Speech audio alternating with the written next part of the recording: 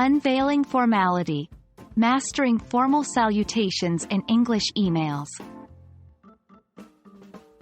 Hello, language enthusiasts. Welcome back to our English language learning series. Today, we're diving deep into the world of formal communication. We'll explore formal salutations, one of the essential parts of email writing, which often sets the tone for the rest of your message. So, without any further ado, let's get started. Formal salutations are used when writing business emails, academic correspondence, or any message where you need to show a level of respect or professionalism.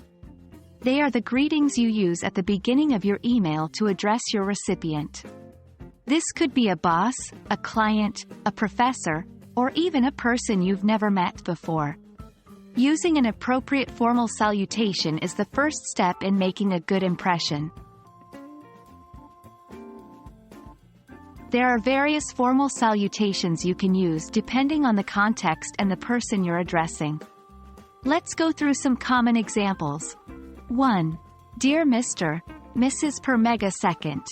Last name. This is a very respectful way to address someone, and it's typically used in business and academic settings. Remember to use Ms. for women when you are unsure if they are married. 2. Dear Dr. Professor, last name. Use these when addressing someone who holds a doctorate or is a professor. This shows that you respect their title and status. 3. Dear Job title. This salutation is used when you're writing to a person's role rather than to the person themselves. For example, Dear Hiring Manager, or Dear Editor. 4. Dear Sir or Madam. This is a formal and respectful salutation when you do not know the name of the person you are writing to. 5. To whom it may concern. This salutation is typically used in formal business correspondences where the recipient is unknown. Remember, always follow the salutation with a comma or a colon. For instance, Dear Dr. Smith, or Dear Sir or Madam. Choosing the correct salutation can be a bit tricky. Understanding your audience is crucial.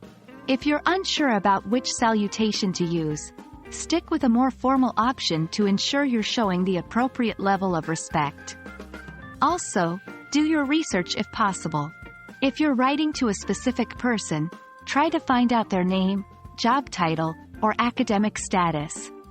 Using a generic salutation when the recipient's information is available might come off as lazy or unprofessional. And there we have it, folks. You're now equipped with the knowledge to choose appropriate formal salutations for your emails.